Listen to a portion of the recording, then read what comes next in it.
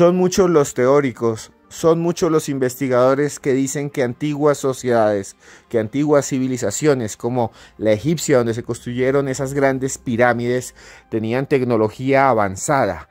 También se dice que los mayas conocían del universo de una forma más certera que muchos de los científicos del siglo XIX e incluso del siglo XX. Se han encontrado objetos extraños, objetos misteriosos, lentes para ver las estrellas, computadores como la máquina de Antikythera, computadores antiguos de hace más de 2000 años. No es una mentira, están en museos, son reales. Hay una copa que le llaman la Copa de Lickburgo, que muchos dicen muestra que en el pasado tal vez hubo energía atómica y extrañas baterías enterradas entre las ruinas de las ciudades de Mesopotamia. En este podcast de Cruz Escribiente vamos a escuchar una conversación que tuve con el maestro Juan Jesús Vallejo, hablando de tecnología imposible, de antiguas ciudades escondidas debajo de las selvas, debajo de las arenas del desierto. Estructuras imposibles que desafían su tiempo y su espacio. Prepárense porque vamos a escuchar algo increíble aquí en Cruz Escribiente, así que abróchese los cinturones y escuche hasta el final este podcast, porque esto es Cruz Escribiente.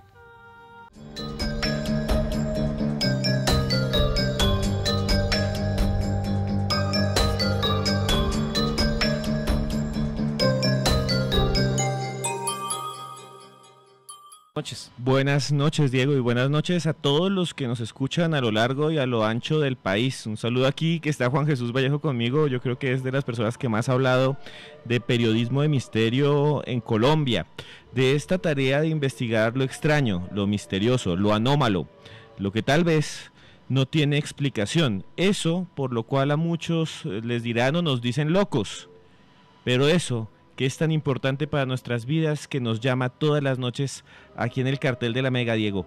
Y sí, hoy vamos a hablar de temas increíbles porque se preparan todos ustedes para escuchar las historias de las ciudades perdidas, de aquellas ciudades que alguna vez se cree que existieron o que existen, sí, y que nadie sabe si están ahí. Es que imagínese usted, por ejemplo, que mañana usted se va por al monte y empiece a bolear machete y encuentre una ciudad gigantesca. Uno dice, eso no es posible, eso no es verdad. Pues eso ha pasado muchas veces en la historia. Juan Jesús nos va a contar una historia increíble. Cada vez que se la escucho yo quedo aterrado. De una ciudad que es la más antigua de la historia. Sí. Y la descubrieron porque un tipo llevó una cabra y se cayó la cabra, no recuerdo bien. Pero hoy vamos a conocer historias de ciudades perdidas que pueden estar ahí, muy cerca de nosotros, y que pueden albergar también secretos macabros, oscuros, misteriosos y tal vez maldiciones. Bueno, pues ya que te van a preguntar lo de la cabra, no fue una cabra, fue un burro. Eso. Y es la ciudad subterránea de Derinkuyu, en Capadocia, Turquía. Y sí, pues es que fue así, o sea, hace varias décadas un señor tenía un corral allí súper mal hecho, se le cayó el burro. Fueron capaces de sacar el burro y el tipo dijo, ¿y ahora con este agujero qué hago? Entonces pues había un tipo allí en el pueblo, se llamaba Omer Demir, que sabía algo de espeleología, y dijo, oye, mira a ver hasta dónde llega el agujero. Y se metió por el agujero y empezó a bajar y dijo, oye, que esto no es un agujero, que aquí debajo hay una ciudad.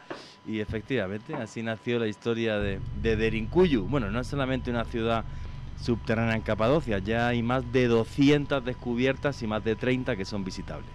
Es que, Juan Jesús, hay una cosa que a mí me parece sorprendente, y también Diego y todos los oyentes, que es que allá en Turquía hay una gran cantidad de ciudades subterráneas. O sea, no estamos hablando de que usted se mete ahí y es solo un sótano. Imagínese un montón de niveles, un edificio de 30, 40 pisos hacia abajo. Más de 10 niveles. Sí, más de 10 niveles de casas, almacenes donde guardaban la comida, templos, y lo más increíble es que eso está ahí y nadie sabe quién lo hizo ni cuándo, más o menos. No se sabe la época exacta, ha habido muchas teorías, porque en principio incluso se pensó que podía ser en la época de la dominación musulmana, que esas ciudades las hicieron los cristianos para meterse ahí debajo, pero hace ya muchos años se descubrieron objetos de la cultura hitita, estamos hablando de hace mínimo 4000 años, Con lo cual, el cuándo se hicieron las ciudades, pues no está claro, porque no hay textos escritos, no hay nada que nos hablase en la historia de esas ciudades, porque todavía, por ejemplo, dicen, bueno, Irán Bingham descubrió Machu Picchu buscando Vilcabamba, que es era otra ciudad, tampoco sabía que existía Machu Picchu, pero sí sabíamos por las crónicas que efectivamente faltaban ciudades perdidas de los incas. Sin embargo, aquí no, aquí se cayó el burro, salió una ciudad, se pusieron a buscar, salieron 200 más y dijeron, y como es que en la historia nadie jamás ha escrito nada de esto. No tenemos absolutamente ni idea, y aparte, bueno, con un sistema de construcción increíble, porque cada nivel se va cerrando, se puede cerrar de forma que lo que hacía la gente ahí era huir hacia el fondo de la tierra, y hay un túnel de más de 8 kilómetros que conecta Derinkuyu con Kaimakli, que es otra ciudad que hay cercana, con lo cual por debajo de tierra podían escapar de ciudad a otra ciudad, y con unos sistemas de ventilación camuflados en la superficie para que nadie supiera que estaban ahí. Qué enemigo tan terrible tuvieron los habitantes de aquella ciudad hace miles de años, pues no lo sabemos, porque absolutamente nadie lo escribió nunca. O sea, están ahí y se calcula que podía vivir en esas ciudades, en esas más de 200 ciudades, incluso se habla de 1 millón de personas. ¿1 millón? 1 millón, más de 1 millón de personas con M que podían llegar a vivir ahí. Entonces, claro, fue una obra de ingeniería tremenda. Uno de los grandes misterios de las ciudades subterráneas de la Capadocia. Imagínate vaciar una ciudad hacia el fondo de la tierra, pues tienes que sacar toda esa roca. No se ha encontrado ni una piedra, ni un guijarro, ni había escombreras, ni había absolutamente nada. Pues casi como si lo hubieran hecho con una especie de láser o algo que cogía, y como en las películas de ciencia ficción, ¿no? O sea, horadaba la roca y se la comía, pero tampoco hay escombros de esa cantidad de ciudades tan tremendas. Otra de las cosas que hizo que nadie se pudiera imaginar que debajo de la tierra hubiera todo esto, ¿no? Y es, bueno, uno de los casos de ciudades perdidas quizás más curioso, efectivamente. Juan, es que lo más extraño que tienen estas ciudades que usted nos está contando es lo que usted nos dice. O sea, alguien abrió una ciudad de 10 pisos abajo de la tierra, sí, que no sabemos para qué, porque podían vivir arriba, pero por algo los atacaba. Y aquí uno puede decir alguna teoría loca, Diego. ¿De qué huían? ¿Otra civilización todavía más violenta, humana? ¿O huían de algo que tal vez no podemos entender? Hablan algunos incluso hasta de extraterrestres. Yo no voy a decir eso, no podría afirmarlo, pero sí es curioso que no haya quedado ningún registro escrito en la historia, y que lo que sí está muy claro es que las ciudades se construyeron con un fin defensivo. Otro de los grandes misterios de este tipo de ciudades es se excavaban y justo debajo pues hay un río subterráneo y hay pozos para poder sacar agua. ¿Cómo sabían que había ríos subterráneos debajo de esos 10 niveles? O sea, ¿qué tipo de ingeniería tuvo esta gente para poder hacer eso? Pues otro gran misterio, no tenemos ni idea de cómo sabían que el agua iba a estar ahí, porque claro, o sea, sin agua, ¿para qué te servía la ciudad? Para absolutamente nada. Entonces es tremendamente extraño, la verdad, es muy extraño. Y más la gente ¿qué pasó con la gente que habitaba esas ciudades? No se sabe nada. Vea, es que es impresionante, Nada, vea, absolutamente. una tuitera, o Ivonne Gómez, con el numeral cartel sin jefe Yuju, que es Sí. el que han puesto aquí hoy, nos manda una foto de Derinkuyu, y es que es impresionante, o sea, es toda una estructura, pero es que se las voy a escribir los que no pueden ver la foto, sino entren ya mismo al numeral de hoy, que es numeral cartel sin jefe Yuju, o tuiten ahí mismo. Ivonne lo que nos manda es una foto de esto, Juan Jesús, es como una caverna, pero que se ha hecho circularmente, con un montón de túneles circulares, como Sí. si uno piensa como si las hubieran quemado, como si fuera térmico. Sí, o sea, vamos a ver, y Derinkuyu, yo he visitado las dos, Derinkuyu y Kaimakli. Kaimakli, por ejemplo, es mucho más claustrofóbica. Aparte que no está excavada por completo, tampoco está excavada por completo Derinkuyu, pero es como muy claustrofóbica, o sea, entras por algunos túneles muy justos en Kaimakli. Derinkuyu mucho más amplia, se ve que vivió más gente y le hicieron quizás con más tiempo, no lo sé, la verdad. Pero está claro que hay cocinas, que hay habitaciones para familia, que hay salas grandes donde se reunían. O sea, era para hacer vida durante muchos meses debajo de tierra. No era para estar allí 2 días, ni mucho menos. Juan Jesús, si están ya preguntando, ahí está Cristian, Fabián Ricardo, está Mauro Castillo con el numeral cartel sin jefe Yuju. Y hay una pregunta que por ahí vi un tuitero, pregunten lo que quieran sobre este tema de las ciudades perdidas y sobre ciudades enigmáticas como estas, de la Capadocia, que queda en Turquía. Capadocia queda en la Turquía de hoy. Preguntaban, ¿es posible que alguna de esas ciudades todavía esté funcionando y no nos hayamos dado cuenta? Que dure 4000 años una sociedad viviendo ahí y como están encerrados nunca hayan salido. Sería maravilloso. Lo dudo mucho porque tendrían que comer algo y la comida sí viene de fuera. La base de la comida en estas ciudades tuvo que ser el grano, el cereal. Un cereal que guardaba y también animales que podían comer cereales. Y entonces, claro, yo veo realmente complicado que después de 4000 años siga alguna ciudad habitada. Ojalá, sería a ver si a otro se le queda otro burro y aparece una ciudad pero con gente, le invitan allí un guaro o algo, le explican, oye mira, pues nos metimos aquí, mi tatarabuelo y todavía no salimos. No, ¿y qué dirían? O sea, saldrían después de, es como cuando uno sale después de una semana de vacaciones y vuelve y todo cambió. Imagínense después de 4000 años. No, estarían locos. Estarían locos. Se comerían unos a otros. El impacto. Es sorprendente. Sí. Dice Alp, con el numeral cartel sin jefe Yuju, le pregunta a usted, Juan Jesús, ¿uno puede recorrer todos los niveles de Derinkuyu? No, los 10 niveles no. Hay partes que están todavía sin excavar. Me pareció muy impresionante la parte del pozo, porque es un pozo enorme y claro, cuando ves el río subterráneo abajo es que no son 3 gotas de agua, es muchísima agua. Luego yo tuve la suerte de visitar Derinkuyu con el primer señor que se metió, con Omer Demir, que fue a buscar dónde estaba el burro. Y bueno, pues me explicaba él, me llevó a sitios y hay unos túneles, aparte de unos túneles de ventilación para que pudiese salir el humo perfectamente, otros agujeros por donde tú puedes hablar y te escuchan muchos niveles más arriba. Que algunos arqueólogos dicen que como es como el primer sistema de teléfono de la historia. Si algunos hablan del primer sistema de teléfono de la historia, y hicimos la prueba, efectivamente te vas varios niveles arriba y desde arriba y abajo pues estás comunicando y te estás hablando. Y luego muy impresionante es, cada vez que bajas un nivel, una piedra circular enorme que está hecha de forma de que simplemente al moverla y girarla puedes sellar el nivel y seguir huyendo hacia el interior de la tierra. O sea, para mí todos los arqueólogos, como dejando trampas. Efectivamente. Como que usted sale corriendo y mueve una piedra y ese tapa el camino para que no lo maten o no lo busquen. Eso es, para que el que te quiera buscar pues tenga no una dificultad tremenda, o por lo menos tiene que romper la puerta, pero la puerta es una piedra cilíndrica que pesa muchos miles de kilos, o sea, no la va a romper en 2 segundos. Alguna vez escuché una historia de un señor que precisamente estaba haciendo unos arreglos en la casa, no sé qué ciudad es esa, que estaba haciendo como unos arreglos, como no sé, excavando, y se encontró con esa ciudad. ¿Cuál es esa? Que estaba haciendo unos arreglos en la casa. Unas excavaciones. Sí, nunca he escuchado, pues puede haber en Italia. Puede haber, pero así yo tampoco. Que encontró así como partes y empezaron a excavar y ya le averiguo el dato porque lo vi inclusive hace poco. Y vea, pero aquí hay unas preguntas que son buenísimas. Un saludo aquí a Luchorro, Gladys Ferro, grandísimo a ella, que está con el numeral cartel sin jefe Yuju. También está Nico Suárez, que pregunta algo aquí genérico a todos. También a Diego, ¿se podría vivir sin sol? ¿Podríamos vivir sin el sol? ¿Ahí encerrados? Hasta un cierto límite, porque nos hace falta el sol para la vitamina D. Sí. Sin sol, sin absolutamente nada de sol, no sé cuánto tiempo, pero al final te morirías.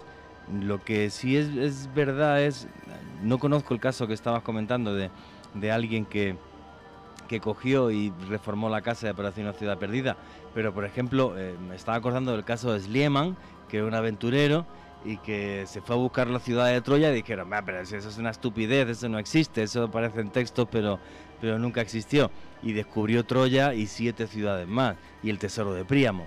O sea que claro, muchas veces las leyendas pensamos que son eso, leyendas, pero absolutamente todas tienen una base real, no se escriben ni surgen de la nada. Sí, Juan Jesús, eso sí es una historia impresionante. Yo sé que usted que nos está escuchando ha escuchado de Troya. Incluso por allá hay unos virus que se le metió un troyano al celular. Eso es porque se mete camuflado como un caballo y eso tiene que ver con la historia. Y es que hace mucho tiempo en la historia hubo una guerra brutal y por allá está, si usted vio la película donde salía Brad Pitt todo musculoso, ahí con un machete en la mano matando a todo el mundo porque estaba Paris, estaba toda Helena y un montón de problemas, y Troya fue destruida en unas guerras sucesivas. En esos libros en los que se hablaba de eso, la mayoría de gente decía, es un mito, eso es un cuento, eso no existe. Y esos libros los leyó Schliemann, que era un aventurero, y dijo, no, yo estoy seguro que esa ciudad perdida existe. Y todos le decían, ¿qué? Usted está loco. Y él era un empresario. Sí, sí. Y gastó su fortuna yéndose a buscar y decía no, y hasta además se casó por allá con una vieja con plata solo para conseguir más plata e irse a buscarla. Y todo el mundo decía, Schliemann, usted está loco, hermano. Y llegó y descubrió Troya, la que era hasta entonces una fantasía, la que era como la Atlántida para nosotros. Es como si hoy un aventurero se va y encuentra la Atlántida, es exactamente igual, porque Troya para la gente de su tiempo, para antes de Schliemann, era un cuento de hadas. Era una fábula, claro, donde aparecía Aquiles, que cada vez que sacaba ese machete, de un machetazo mataba a 10, y todo el mundo decía, pero hombre, pero ¿cómo es posible que se haya podido liar la guerra más importante de la antigüedad por unos cuernos? Porque le pusieron los cachos a un rey, no puede ser esto. Pues sí, pues fue así. Y en verdad sí existía. Sí, no, y hasta encontraron el tesoro del rey de Príamo. De Príamo, que era el esposo de Helena. Que todavía hay peleas diplomáticas por el tesoro de Príamo, juraría que está en Rusia. Si mal no creo, decirnos otra vez del numeral de hoy.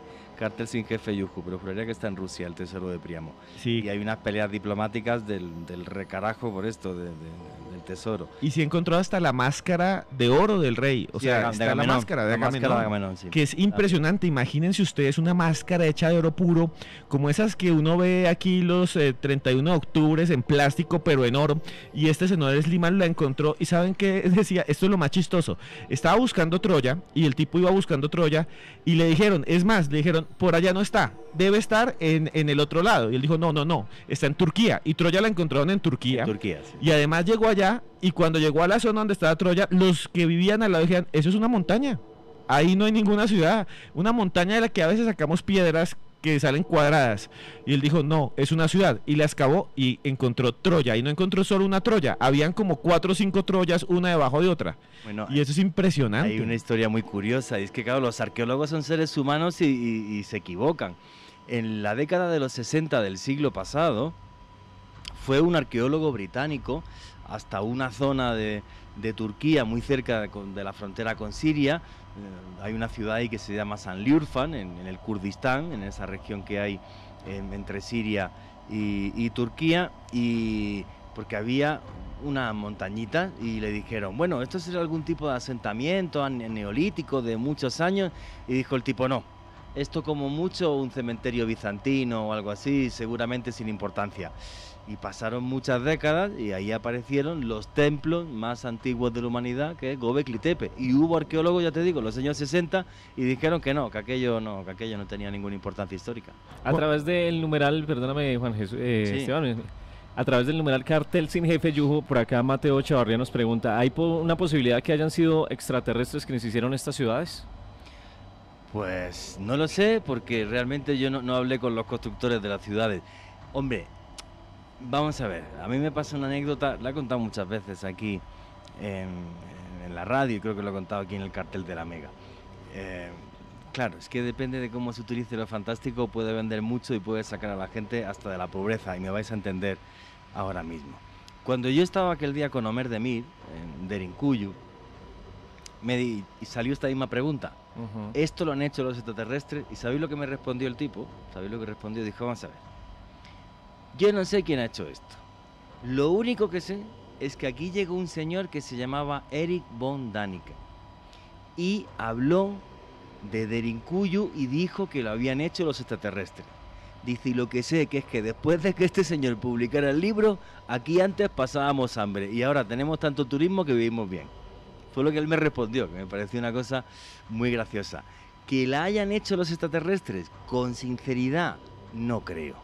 La piedra, en el fondo, es fácil de horadar porque es piedra pómez. Sí es un gran misterio que esas miles de toneladas de roca que se extrayeron de esas ciudades subterráneas, repito, más de 200 ya descubiertas, no está en ningún lado. No hay escombro. Eso es una cosa súper extraña. O sea, ¿qué tipo de sistema utilizaron? No lo sé. Lo que sí que creo es que para hacer esas ciudades se utilizó una tecnología que a día de hoy no conocemos. que esa tecnología proviene de que alguna vez tuvimos un contacto con seres de otros mundos. Oye, ¿y por qué no? Ahora, que los extraterrestres en sí hicieran las ciudades, pues no creo, porque no creo que los extraterrestres les hagan falta cocinas como a nosotros, sitios de reunión. No lo veo tan fácil. Ahora, una tecnología que desconocemos, sí, eso sí.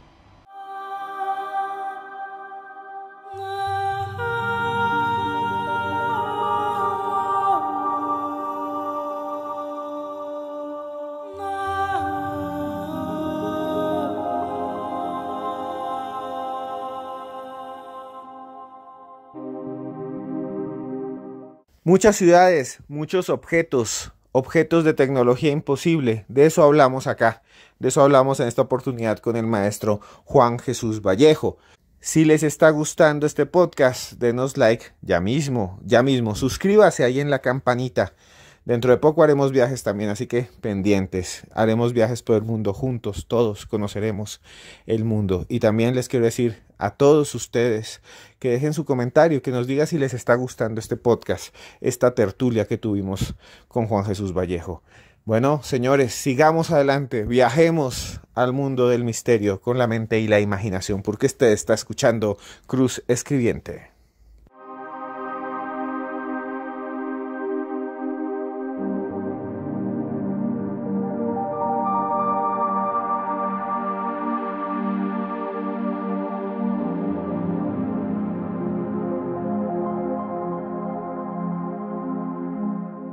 Dorado es una de las ciudades más enigmáticas de toda la historia, y lo más importante es que pasó aquí en Colombia, en este país. Sí. Cuando esto no era Colombia, esto tenía un montón de pobladores, estaban los muiscas, estaban también los caribes, estaban un montón de grupos indígenas que había aquí, pero llegaron pues los conquistadores españoles, hubo todo el proceso de sometimiento, invasión y conquista, y ellos cuando llegaron, especialmente Belalcázar y Jiménez de Quesada, llegaron buscando oro, y los indígenas les empezaron a decir, no ellos, fueron los indígenas según los cronistas, les dijeron, hay otra ciudad, nosotros, ¿de dónde sacan ustedes tanto oro?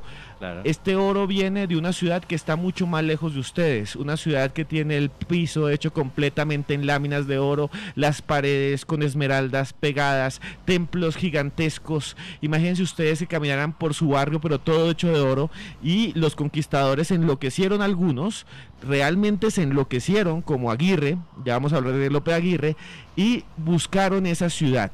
Llegaron hasta acá y encontraron fue a los muiscas, hubo unas batallas terribles, los sometieron, se fundó Bogotá, se fundó Tunja, y siguieron buscándola porque le decían, no está aquí, está en la selva. Pero oye, es que hubo una cosa que le dijeron a los españoles, que era leyenda, y luego se demostró que era realidad, porque les dijeron que había un ritual en el lago Guatavita, donde al cacique realmente hacían que lo vestían de oro, de ahí lo de el dorado, por el hombre dorado, y que hacían un ritual donde tiraban muchísimo oro y tiraban esmeraldas, y esa tribu, la que hacía ese famoso ritual del hombre dorado, no existía por las guerras internas que había entre los muiscas y porque a esos caciques los habían matado, con lo cual eso que quedó en las crónicas, pues muchos dijeron, es una locura, es una tontería, ¿cómo iban a hacer un ritual donde vestían un hombre de oro y tiraban esmeraldas? Y luego apareció la famosa pieza arqueológica de la balsa muisca que podemos ver aquí en el Museo del Oro de Bogotá. Que lo prueba además, o sea, claro. La balsa muisca, lo que es importante, usted la ve, incluso antes salía en monedas aquí en Colombia y muestra a un señor encima de una balsa dorada, y lo interesante de esto es que también decían que era un mito, decían, no, eso es un cuento que le echaron a los españoles, que incluso si usted va a la laguna de Guatavita, está partida la montaña, la partieron para desecar la laguna, y dicen que en el fondo encontraron el oro y se lo robaron. Dicen que había muchísimo oro, sí. Dice que incluso hay gente que todavía se va a buscar por allá de vez en cuando clandestinamente, pero dicen que sí existió el oro muisca, el oro del Dorado, y estaba allí en Guatavita, y que se lo robaron, y que lo fundieron en lingotes y se lo llevaron a Europa. Y hasta los británicos también estuvieron buscando oro en la Guatavita, intentaron desecar la laguna hace algo más de un siglo, juraría. O sea que sí, yo pienso que es una deformación de una leyenda. O sea, hay una leyenda sobre un hombre dorado, y yo creo que los indígenas, hartos de los españoles que estaban allí todo el día dando la tabarra y a ver qué robaban y qué no, dijeron, no, pues si hay más plata por ahí, a ver si se van. y lo consiguieron que se fuera. Sí, y hubo unos que fueron tan dementes como este señor que se llamaba Lope de Aguirre. Lope de Aguirre era un español tan sanguinario que le decían el loco, y los mismos españoles le tenían miedo. Él se embarcó muy joven, cuando tenía como 21 años, se vino para acá a América y dejó atrás un montón de historias en el pueblo de él, que era Oñate. Todos lo odiaban porque era borracho, había violado a una vecina. Bueno, hay un montón de historias criminales del loco Aguirre. Cuando se vino acá, se rebeló contra Francisco de Pizarro, que era como el conquistador de Perú, y dijo: al diablo, yo me voy al monte porque va a buscar el dorado. Y armó una expedición y se metió al Amazonas. Nadie había entrado casi hasta donde él entró. El Amazonas no lo tocaron casi los españoles, porque imagínense, eso es, si nosotros no nos vamos para allá, porque esa vaina, si todavía la gente no se va para allá. No, y era una cosa que es muy clara: los españoles tenían superioridad militar por los caballos y por las armaduras. En el Amazonas, con un calor tremendo, con una humedad brutal, cuentan las crónicas que cuando llevaban ya un par de meses la ropa se les podría, y entonces iban en pelotas arrastrando las armaduras, porque ¿quién se pone una armadura a 30 grados con una humedad del 95%? Y entonces, claro, no tenían ningún tipo, digamos, de ventaja militar. Por eso la selva se entró hace 2 siglos. Hasta hace 2 siglos las selvas de América estaban sin explorar. Bueno, y todavía Chiribiquete está sin explorar todavía. Y es que vean, es que decían que en la selva estaba la ciudad de Paititi, o la ciudad del Paititi, como quieran decirle, y que es el Dorado mismo. Eso fue en 1560. Aguirre iba con su jefe, que se llamaba Pedro de Ursúa. Ese año, el 26 de septiembre, se metieron por un río que se llama el río Marañón, y vean cuántos eran, Juan Jesús y Diego. Eran más de 300 españoles, llevaban 2 curas, llevaban como 26 esclavos negros y llevan más de 500 indígenas esclavizados. Se metieron hacia allá a la selva y casi ninguno pudo salir. Casi todos murieron porque les daba enfermedades que ellos no comprendían, lesmaniasis, fiebres como el paludismo. Además de eso, no tenían que comer, porque usted dice: estoy en una selva gigante, pero vaya y agarre usted algo que comer.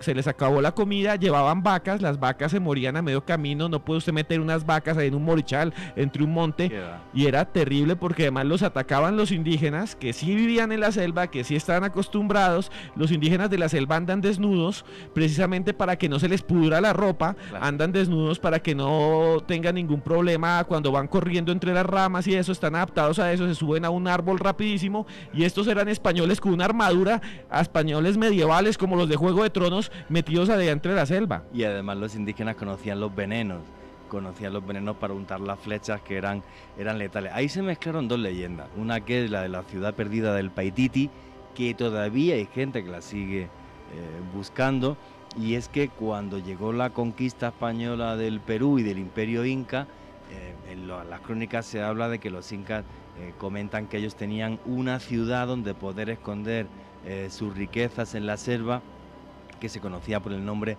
del Paititi. Entonces se mezcla la historia de la leyenda del Paititi con la leyenda del Dorado, que es pura y duramente colombiana.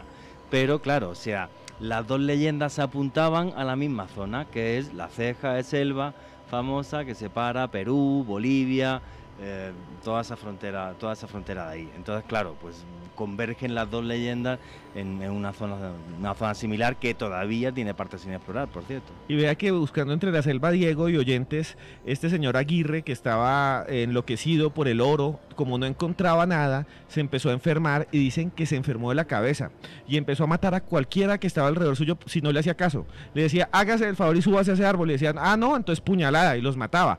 Tanto que llegó a matar a su propia hija.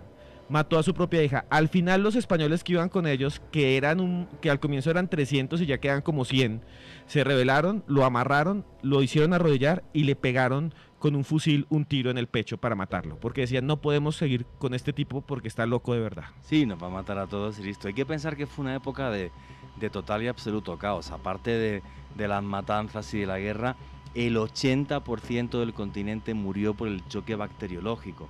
Entonces, las tribus indígenas que habían estado en contacto, las tribus del altiplano, con la selva, con las costas, de repente se quedaron aisladas. Entonces se perdió muchísima información, y eso enloquecía más a los españoles, pues porque no podían realmente ni adentrarse en territorios si les faltaba información por toda la gente que moría. Juan Jesús, yo quería hacer una pregunta que me están haciendo aquí con el numeral Cartel sin Jefe Yuhu. Por aquí está Enrique Díaz, Diego. Diego pregunta que si la ciudad del Dorado es la misma ciudad perdida de Z, de Percival Fawcett. No, es otra leyenda, otra historia, efectivamente. La historia de la ciudad perdida de Z, que por cierto hace poco salió una película malísima, por cierto, sobre la búsqueda de la ciudad perdida de Z, todo hay que decirlo.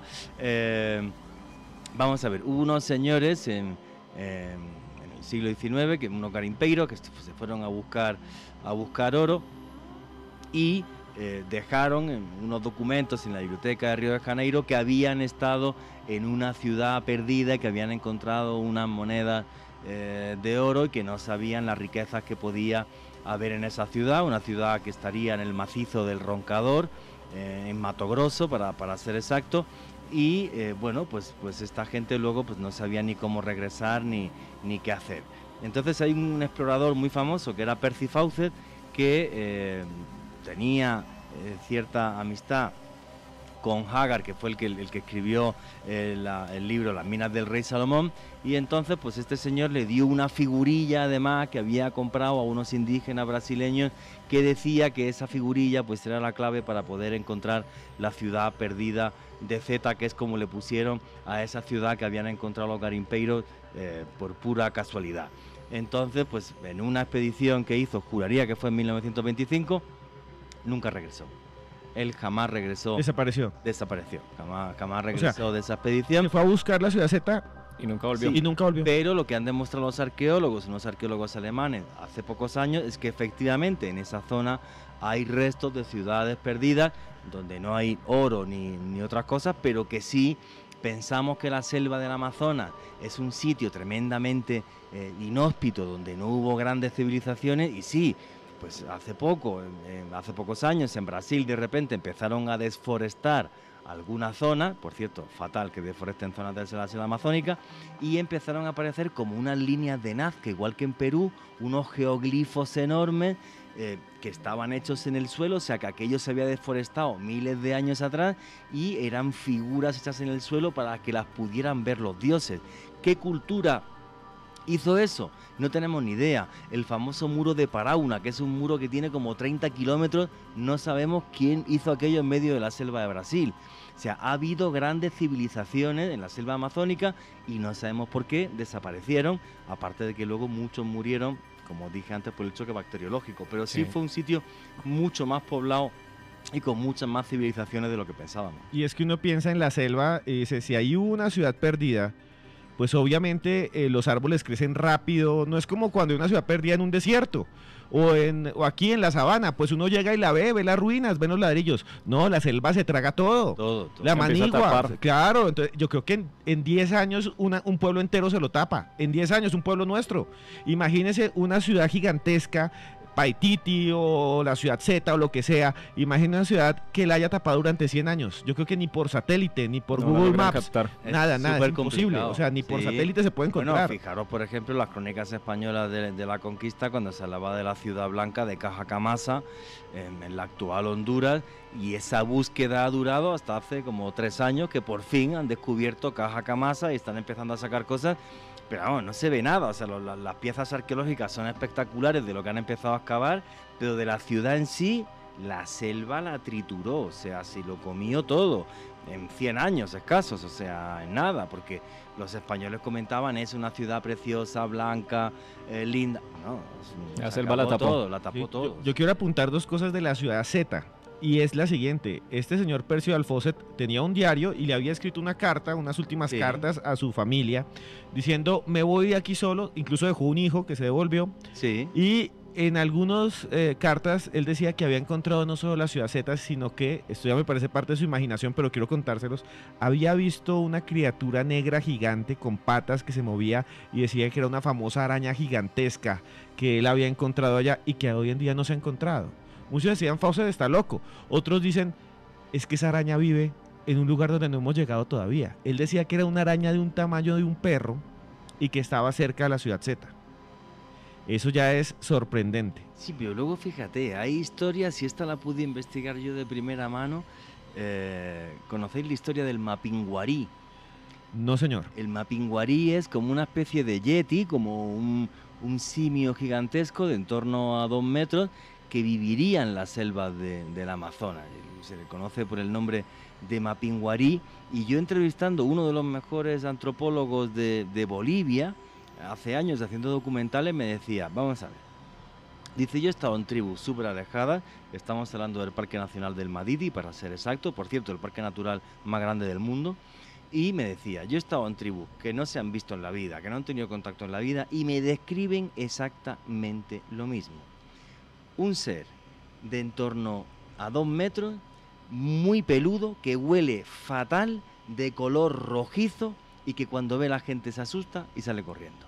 Entonces decía, hay algunos biólogos que piensan que es algún tipo de perezoso gigante que todavía queda en la selva y se escapa, y otro es que es algún tipo de homínido que todavía la ciencia pues no ha podido digamos, catalogar, que bueno, que eso pasa todos los años, aparecen nuevas especies.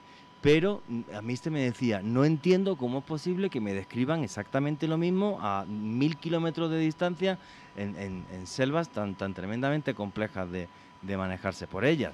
O sea, la selva amazónica tiene muchísimos misterios todavía por investigar. Sí, señor. Uno de los más misteriosos.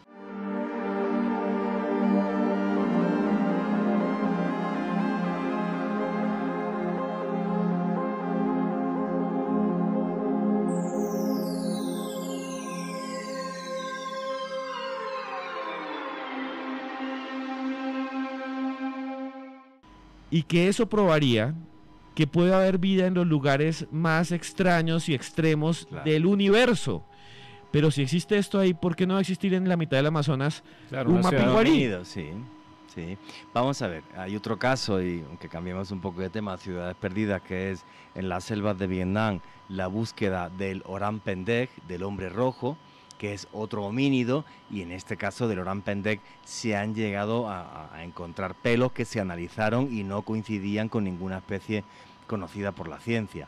O sea, realmente puede haber en las selvas todavía algún animal de un cierto tamaño que no hayamos descubierto. Sí, imaginaos lo que puede haber en Chiribiquete, pero si en Chiribiquete hace como 2 años, cuando estábamos comentando esto en algún programa de radio, en un fin de semana dejaron unos biólogos en lo alto de un cerro, en un tepuy en Chiribiquete, y en un fin de semana clasificaron más de 20 especies que nunca había visto la ciencia de mariposa. Más de 20 especies en 2 días, en 48 horas. En 48 horas. O sea, imaginaros qué puede haber ahí.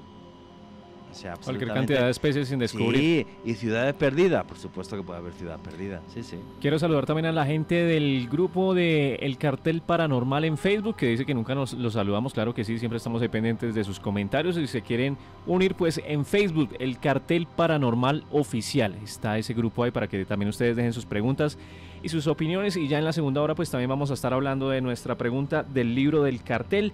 ¿Ha experimentado alguna vez un déjà vu? Para que nos cuenten, nos dejen sus comentarios, y ya después de las 11 de la noche vamos a estar leyendo todos sus comentarios. Por el momento nosotros seguimos acá. ¿Quieren participar?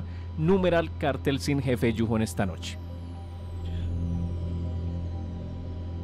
Bueno, Juan Jesús, es que me parece impresionante. Ahí por petición de todo el mundo les volví a subir el video en @cruzescribiente de esa criatura.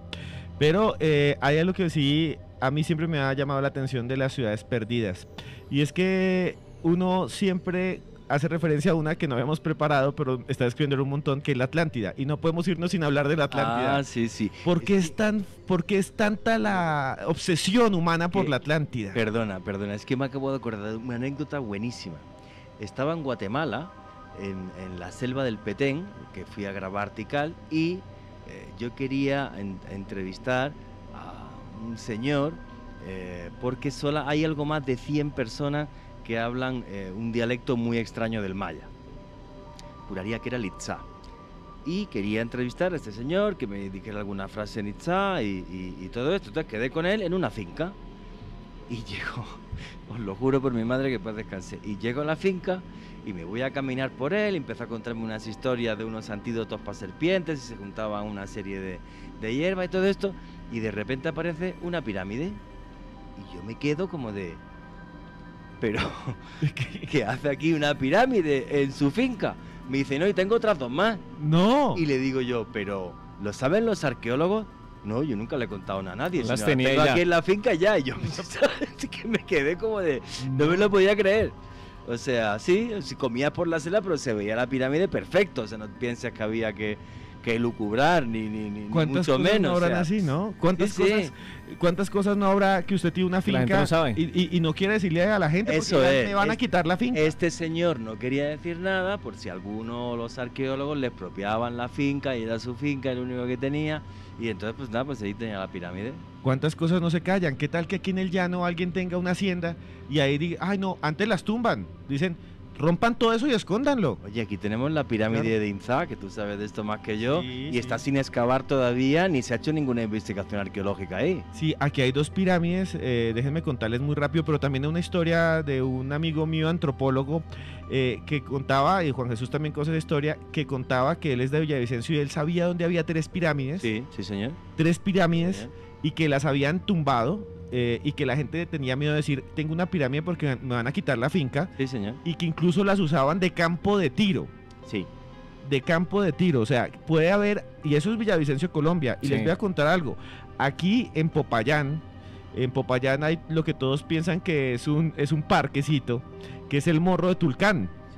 Este Morro de Tulcán, y ahí sí busquen fotos y colóquenlas con el numeral de hoy, que esto sí es impresionante, ya fue excavado en los años 40 y están las fotos de cómo eran las paredes, es una pirámide. En la mitad de Popayán, aquí en la mitad de Popayán, Colombia, Cauca, allá, al lado de ese barrio, ahí eso que es un parquecito que tiene arriba una estatua del Alcázar, es una pirámide indígena, gigantesca, no gigantesca, grande, Que era de adobe. que era de adobe, y se excavó y se encontraron tres cuerpos en la cima, tres cuerpos indígenas, se encontraron ahí. Y tenía punta y la aplanaron para poner la estatua que está ahí. La gente no sabe que era una pirámide indígena. Y hoy en día todos lo ven como el parquecito, Y el pusieron morrito, la estatua en la y punta. pusieron la estatua en la punta, pero aquí en Colombia tenemos pirámides y la gente no lo sabe, como la pirámide de Inzá. Sí. La pirámide de Inzá queda en Inzá, Cauca. La vereda se llama La Pirámide. Un saludo a toda la gente del Cauca. La vereda se llama La Pirámide. Uno llega allá porque yo fui una vez. Y uno llega allá, hay una tienda, va, ustedes se toma un guarapo, empieza a dar vueltas por ahí y de pronto llega a una montaña que sí tiene forma rara y entonces le dicen, esa es la pirámide. Y uno decía, eso no es ninguna pirámide, eso es un cerro. Pero uno empieza a subir y se da cuenta que en la punta le han hecho escaleras, como las mismas escaleras que puede tener casi una pirámide maya, Sí, señor. y la punta es de una pirámide, y en la base han construido una especie de galería, como una especie de mina, no es una mina, un túnel subterráneo, que no se sabe a dónde va, que tiene unas escaleras y que en algunas partes tiene figuras precolombinas en las paredes. Sí. Esa está, pueden buscar fotografías de la pirámide de Inzá, es una pirámide colombiana, está 80% sin excavar. Nada, y hay dos túneles, y hay otro más pequeño, o sea, y es un enigma arqueológico tremendo. Y la gente no le da la importancia que realmente se le debe dar. Pero No. si está en una finca privada de Sí. un alemán era, o Sí, de un suizo. lo compró un alemán. Llegó o un sea, alemán y dijo, venga, me compro una pirámide por 3 pesos, sí. Sí, era de un colombiano. Imagínate y todo lo llegó- que pueden descubrir ahí. Claro, llegó. Ahora, voy a decir algo que va a sonar muy raro. Dicen que en esa pirámide se han encontrado cosas. Esto suena muy William Chávez, como lo que voy a decir. Un saludo a William si me escucha. Han encontrado cosas, pero que nadie sabe a dónde se las han llevado. ¿No habrán sido los nazis porque lo haya comprado un alemán? Oye, yo qué sé, yo pregunto.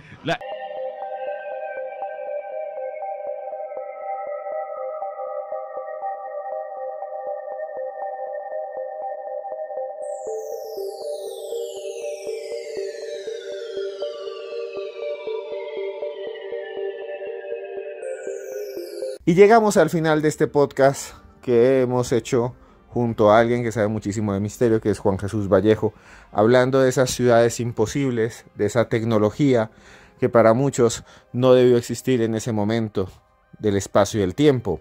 Hablamos de muchas cosas acá. No sé, si a ustedes les gustaron estos temas, por favor, denos like ya mismo y comenten mucho este podcast, por favor. Denos like ya mismo y suscríbase ahí. También hay una campanita, activen la campanita para que sepan cuando subimos un nuevo podcast. Hacemos uno cada 2 días. Y bueno, si quieren, puedo hacer uno especial con Juan Jesús Vallejo. Yo soy muy amigo de él. Me dicen ustedes qué tema quieren y hacemos la entrevista. También les quería decir a todos ustedes que en estos años, ya llevamos casi 2 años haciendo estos podcasts, hemos aprendido mucho.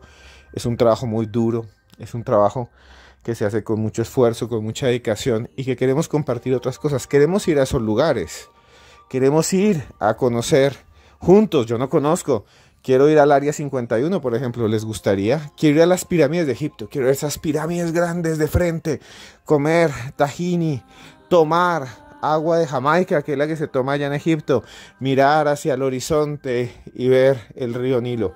Quiero hacer eso, nunca lo he hecho y lo quiero hacer con ustedes. Pronto en mis redes, que son @cruzescribiente, vamos a publicar los precios. Espero que sean muy económicos. Si usted vive en Estados Unidos, en Europa, en cualquier lugar de América Latina, seguramente va a poder costearlo. Estoy tratando de que sea muy económico para que todos juntos conozcamos el mundo. También quiero ir a ciudades subterráneas, a esas increíbles ciudades subterráneas que se dice existen allá en Turquía. No se dice, están allá en Turquía. Quiero ir hasta allá con usted, porque quiero ver esas obras de ingeniería. ¿Y saben qué? Y aquí voy a hacer mi reflexión de siempre, la misma que hago siempre para usted. Y es que cuando yo he visto algunos de estos edificios gigantes, ciudades, ruinas como las mayas, como las aztecas, como la antigua Teotihuacán, cuando veo esas estructuras increíbles, acabamos de hablar con Juan Jesús en este espacio anterior de esa pirámide extraña que hay en Colombia, en algún lugar del Cauca, cuando yo veo esas obras yo digo, esto estuvo antes en la cabeza de alguien. Y nada es imposible. Esto estuvo antes en la cabeza de alguien. Alguien decidió que iba a construirla y movió cielo y tierra. Y se gastaron muchos años. Sociedades enteras, miles de personas para hacer edificios gigantes. Luego de milenios están ahí y eso demuestra su poder, su fuerza. Eso demuestra su ingenio. Todo lo que hay alrededor nuestro estuvo antes en la cabeza de una persona y de varias. Por eso le digo que todo es posible. Todo es posible. Si usted quiere hacer algo, lo puede hacer. Usted puede hacer lo que quiera. Si hicieron esas pirámides en Egipto que vamos a visitar, si hicieron el automóvil que usted maneja, el celular por el que usted escucha, todo eso es parte del espíritu humano. Y ese espíritu está dentro de usted. Usted viajó tal vez lejos del lugar donde nació y ahora vive en otro país y ha tenido que adaptarse y es duro. Pues lo logró. Usted le tocó sufrir un montón para poder conseguir el título que tiene, que además se volvió conocimiento. Eso es impresionante. Hace unos años hablaba con un amigo que después terminó siendo un escritor muy famoso, que ya falleció. Su nombre era Germán Castro Caicedo. Y Germán me dijo en algún momento, vea, lo único que cambia el mundo realmente, con mucho esfuerzo, es la educación. La educación. La gente tiene todo en la cabeza. Por eso estoy hablando de eso. La gente tiene todo en la cabeza. Y entonces usted puede coger un grupo de personas, un grupo de niños, los lleva a una escuela, los lleva a una universidad. Y ese grupo de niños, que pueden ser de barrios y de lugares en donde no hay económicamente poder adquisitivo, ese grupo de niños los lleva usted a una universidad y los convierte en médicos después de 10 años. Y esos médicos, con lo que aprendieron, van a curar a gente, van a salvar vidas, van a ser dignos y van a vivir muy bien. Eso es lo que yo creo que podemos hacer todos. Todos tenemos esa posibilidad. Todos podemos cambiar el mundo, todos podemos transformar lo que somos, todos. Recordaba también a un escritor, Marco Romero, que llegó con $20 a Estados Unidos. $20 y ahora es un empresario exitoso. Es un gran empresario. Es un empresario muy, muy exitoso. Marco Roballo, perdón. Y bueno, a todos ustedes les digo que todo lo que ustedes imaginen lo pueden hacer con esfuerzo. Cuando se levantan por la mañana, todo lo que usted pueda de alguna manera imaginar es posible. Vinimos a este mundo para hacer lo que queramos y usted lo puede hacer. Imagine, sueñe, que es gratis. Busque, que tenemos tiempo. Haga lo que pueda, porque usted es un milagro. Usted es un milagro del universo. Y usted, cuando mira a la luna, es el universo que es consciente. que se da cuenta que existe, porque somos parte de él. Somos parte de esto tan grande y tan gigante y somos un gran milagro. Y valórelo, sueñe, imagine, construya. Nadie le va a quitar eso. Nadie se lo va a quitar. Nadie le va a robar su espíritu humano. Como esas personas que construyeron hace milenios esas ciudades de las que hemos hablado hoy, esas pirámides que hicieron todo posible, como usted mismo lo puede hacer cuando quiera. Y yo a usted le deseo todo lo mejor, aquí frente a un micrófono, y le digo, a usted, esté donde esté, en este momento, haciendo lo que esté haciendo, que yo a usted lo quiero mucho.